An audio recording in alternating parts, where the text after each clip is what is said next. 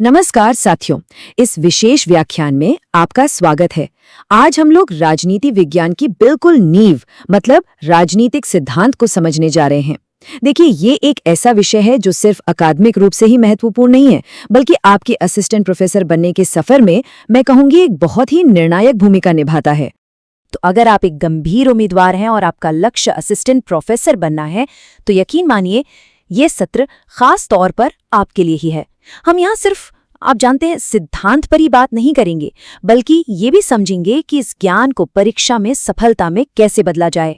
तो आप चाहे यूपीएचईसी की तैयारी कर रहे हो, यूपीजीडीसी की या फिर किसी भी दूसरे राज्य की असिस्टेंट प्रोफेसर परीक्षा की, राजनीतिक सिद्धांत की गहरी समझ ये आपके लिए एकदम अनिवार्य है। इसके बिना काम नहीं चलेगा। देखिए, राजनीति सिद्धांत को सिर्फ एक टॉपिक या एक विषय मत समझिए। ये तो पूरे राजनीति विज्ञान के पाठ्यक्रम की कह सकते हैं रीढ़ की हड्डी है, एक बुनियाद है। हर साल आप कोई भी पेपर उठा के देख लीजिए, यहाँ से सवाल पूछे ही जाते हैं और इस पर आपकी पकड़, यही आपकी सफलता की कुंजी है। तो ठीक है, चलिए देखते हैं कि आज हम क्या क्या कवर करने वाले हैं। सबसे पहले समझेंगे इसका अर्थ और प्रकृति, फिर इसके अध्ययन के जो प्रमुख दृष्टिकोण है उन पर बात करेंगे। इसके बाद देखेंगे कि इसका महत्व और प्रासंगिकता क्या है, और आखिर में जो सबसे जरूरी है, परीक्षा के लिहाज से इसका विश्लेषण करेंगे और कुछ पुराने प्रश्न भी देखेंगे। चलिए शुरू करते हैं पहले खंड से। सबसे पहले तो यही समझना जरूरी है, बिल्कुल बुनियादी सवाल, कि आखिर ये राजनीतिक सिद्धांत है क्या। सोचिए जरा, जब हम ये शब्द सुनते हैं पॉलिटिकल थियोरी या राजनीतिक सिद्धांत, तो दिमाग में क्या आता है? क्या ये सिर्फ जो राजनीतिक घटनाएं हो रही हैं उनका अध्ययन है, या फिर ये उससे कहीं ज्यादा, कहीं गहरा है? चलिए इसी को समझते हैं। तो देखिए, बहुत ही सरल शब्दों में कहें तो राजनीतिक सिद्धांत एक सिस्टमैटिक प्रोसेस है। इसके 4 कदम हैं। पहला, जो भी राजनीतिक घटनाएं हो रही हैं उनका वर्णन करना, मतलब व्हाट इज हैपनिंग। दूसरा, उनकी व्याख्या करना, व्हाई इट इज हैपनिंग। तीसरा, उनका विश्लेषण करना, और चौथा जो सबसे महत्वपूर्ण है, उनमें सुधार के उपाय सुझाना। तो ये सिर्फ दुनिया को समझने का तरीका नहीं है, बल्कि उसे और बेहतर बनाने का भी एक विज्ञान है।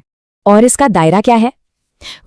ये हैं वो बिल्डिंग ब्लॉक्स जिनसे पूरा राजनीतिक जीवन बनता है। राज्य, सरकार, शक्ति, न्याय, स्वतंत्रता, समानता, अधिकार। आप सोचिए, प्लेटो और अरस्तु से लेकर हॉब्स, लॉक और आज तक के विचारकों तक सबने इन्हीं अवधारणाओं को तो समझने की कोशिश की है, और राजनीतिक सिद्धांत हमें इसी पड़ताल का एक फ्रेमवर्क देता है। तो अब हमें ये तो समझ आ गया कि ये क्या है। अब सवाल उठता है कि इसका अध्ययन कैसे किया जाता है, यानी इसके प्रमुख दृष्टिकोण क्या हैं। चलिए अब दूसरे खंड पर चलते हैं। यहाँ पर 2 बहुत ही महत्वपूर्ण दृष्टिकोण हैं। पहला है मानकीय यानी नॉर्मेटिव।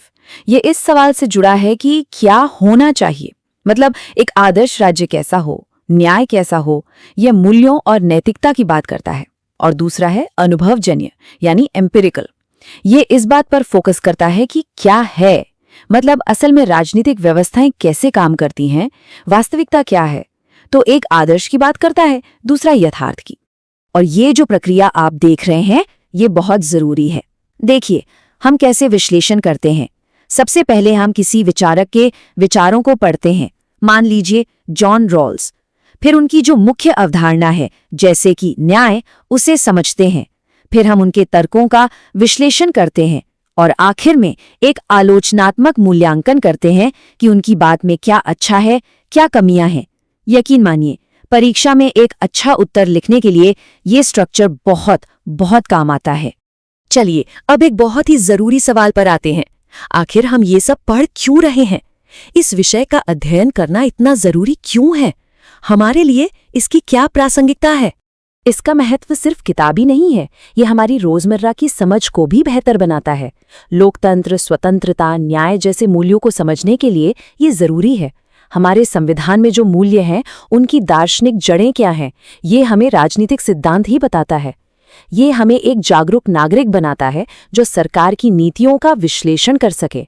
और हाँ, एक अच्छा शिक्षक या शोधकर्ता बनने के लिए तो ये वैचारिक हथियार देता ही है। देखिए विचार कितने शक्तिशाली होते हैं, ये टाइमलाइन हमें वही बताती है। 1688 की ग्लोरियस रेवोल्यूशन हो, 1776 की अमेरिकी क्रांति हो या 1789 की फ्रांसीसी क्रांति, इन सब के पीछे स्वतंत्रता, समानता और अधिकारों जैसे विचार ही तो थे। इन सैद्धांतिक विचारों ने ही पूरी दुनिया का इतिहास बदल दिया और आज भी हमारी राजनीतिक बहस इन्हीं विचारों के इर्द गिर्द घूमती है। तो अब आप समझ गए होंगे इसका इतिहास और आज के शासन से इतना गहरा कनेक्शन है कि इसे असिस्टेंट प्रोफेसर परीक्षाओं का आधार स्तंभ माना ही जाता है। सच तो ये है कि राजनीतिक सिद्धांत के बिना राजनीति विज्ञान की कल्पना करना भी मुश्किल है। ठीक है, अब तक हमने काफी थ्योरी समझ ली, अब बारी है इस ज्ञान को व्यवहार में लाने की। चलिए इस सारे सिद्धांत को सीधे परीक्षा से जोड़ते हैं और देखते हैं कि पिछले सालों में कैसे सवाल पूछे गए हैं। ये जो 3 स्टेप का फ्रेमवर्क है, व्हाट, हाउ, व्हाई, ये आपके उत्तर लिखने के लिए एक तरह से गोल्डन फॉर्मूला है। किसी भी सवाल का जवाब देते हुए पहले बताइए कि वो चीज क्या है, फिर समझाइए कि उसका विश्लेषण कैसे किया जाता है अलग अलग अप्रोच से, और आखिर में ये जरूर बताइए कि वो क्यों जरूरी है। इस स्ट्रक्चर से आपका उत्तर बहुत ही लॉजिकल और प्रभावशाली बन जाएगा। अब ये देखिए, यूपीएचईसी में पूछा गया एक सवाल, राजनीतिक सिद्धांत के पतन पर एक संक्षिप्त टिप्पणी। ये राजनीति विज्ञान की एक क्लासिक डिबेट है और ये सवाल आपकी कॉन्सेप्चुअल क्लैरिटी को जांचता है। तो इसका एक अच्छा जवाब कैसे लिखा जाए? देखिए, 4 बातें जरूरी हैं। पहली, एक छोटा सा इंट्रोडक्शन दीजिए, फिर पतन की बहस के बारे में बताइए, जिसमें आप डेविड ईस्टन जैसे विचारकों का जिक्र कर सकते हैं जो व्यवहारवाद के उदय की बात करते हैं। फिर इसके पुनरुद्धार की बात कीजिए, जहां जॉन रॉल्स का नाम लेना बहुत जरूरी है। और आखिर में एक निष्कर्ष दीजिए कि सिद्धांत का पतन नहीं बल्कि उसका रूप बदला है, वो विकसित हुआ है। अब एक और सवाल देखते हैं, ये यूपीजीडीसी का है। राजनीतिक सिद्धांत की प्रासंगिकता का आलोचनात्मक परीक्षण कीजिए। ध्यान दीजिए, यहाँ शब्द है आलोचनात्मक परीक्षण। इसका मतलब सिर्फ तारीफ करना नहीं है। जब भी ऐसा सवाल आए तो आपको सिक्के के दोनों पहलू दिखाने हैं। एक तरफ इसकी प्रासंगिकता के पक्ष में तर्क दीजिए कि कैसे ये आज भी न्याय और अधिकारों जैसे मुद्दों को समझने में हमारी मदद करता है, और दूसरी तरफ इसकी आलोचनाएं भी बताइए कि कुछ लोग मानते हैं कि ये बहुत ज्यादा अमूर्त है, असलियत से दूर है। और आखिर में इन दोनों को मिलाकर एक संतुलित निष्कर्ष दीजिए कि हाँ, कुछ आलोचनाएं हैं लेकिन फिर भी इसकी भूमिका बहुत महत्वपूर्ण बनी हुई है। तो इस पूरी चर्चा का सार यही है कि राजनीतिक सिद्धांत में महारत हासिल करना सिर्फ कुछ फैक्ट्स रटना नहीं है। नहीं, ये आपकी पूरी तैयारी के लिए एक मजबूत वैचारिक नींव, एक कॉन्सेप्चुअल फाउंडेशन तैयार करना है। देखिए, ये जो हमने बात की है, ये तो एक आधार है। असली समझ तो तब बनती है जब आप इन विचारों को आज की दुनिया से जोड़कर देखते हैं। तो मैं आपको एक सवाल के साथ छोड़कर जा रहा हूं। सोचिएगा कि राजनीतिक सिद्धांत की गहरी समझ आज की जो बड़ी चुनौतियां हैं, जैसे कि क्लाइमेट चेंज या डिजिटल दुनिया में प्राइवेसी के मुद्दे, इनको समझने में हमारी कैसे मदद कर सकती है। तो अगर आपको ये चर्चा उपयोगी लगी हो तो कृपया इसे लाइक करें, अपने दोस्तों के साथ शेयर करें और चैनल को सब्सक्राइब करना ना भूलें। आने वाले व्याख्यानों में हम तुलनात्मक राजनीति, अंतर्राष्ट्रीय संबंध और भारतीय राजनीतिक विचार जैसे दूसरे महत्वपूर्ण विषयों पर भी इसी तरह गहराई से बात करेंगे। जुड़ने के लिए आपका बहुत बहुत धन्यवाद।